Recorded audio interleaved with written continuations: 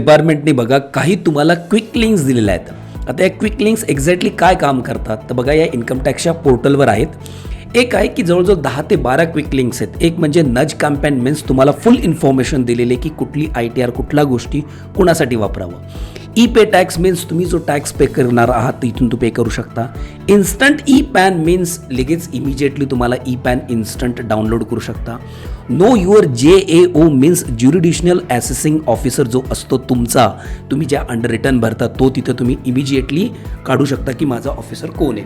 Verify service request means तुम्ही जर कधी कुठली रिक्वेस्ट केली असेल तर त्याचा स्टेटस इथे बघणार. रिपोर्ट अकाउंट मिसयूज म्हणजे तुमचं अकाउंट मिसयूज होत असेल तर बट ऑबियस आहे तुम्ही त्याची इन्फॉर्मेशन काढू शकता.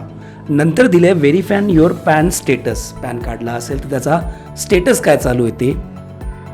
इन्कम टॅक्स कॅल्क्युलेटर म्हणजे तुम्हाला इमिजिएटली टॅक्स काढून पाहिजे नसेल ते या सर्व्हिस युटिलिटीवर जा, इन्कम टाका, तुमचं कॅल्क्युलेटर करून देईल तो.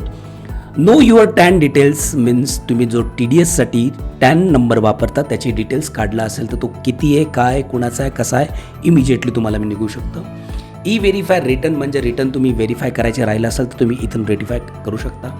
Know your tax payment status म्हणजे पेमेंट जो केलेला आहे मी टॅक्स जे पेमेंट केलेलं आहे त्याचा सध्याचा स्टेटस काय आहे, डिपार्टमेंटपर्यंत गेलं आहे की नाही गेलं आहे. टॅक्स कॅलेंडर म्हणजे की कुठल्या दिवशी कुठलं रिटर्न भरायचं आहे, ॲडव्हान्स टॅक्स कधी भरायचा आहे, ह्या सगळ्या गोष्टीची तुम्ही लिंक लावून इथं टॅक्स कॅलेंडरमध्ये बघू शकता. टॅक्स इन्फॉर्मेशन सर्व्हिस म्हणजे काय की काही सर्व्हिसेस डिपार्टमेंट तुम्हाला प्रोव्हाइड करते त्याची पूर्ण डिटेलमध्ये इथे माहिती दिलेली आहे. डाउनलोड CSI फाईल मीन्स CSIचा फुल फॉर्म सांगतो आधी. चलन, तुम्ही जो चलन भरता इन्कम टॅक्स ती चलनची जी फाईल असते त्याला CSI फाईल म्हणतात.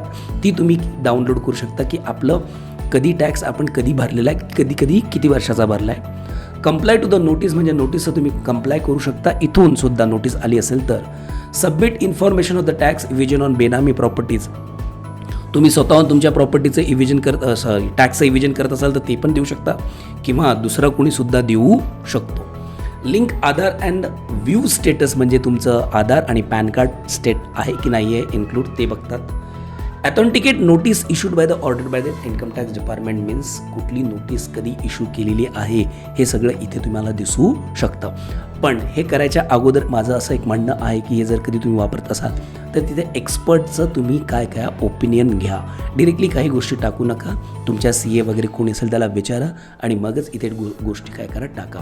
साईट ऑथेंटिकेटेड तर देअर इज नो प्रॉब्लेम, पण आपण काही चुकायला नको म्हणून हा विचार करू, नाहीतर या क्विक लिंक्स खूप कामाच्या आहेत.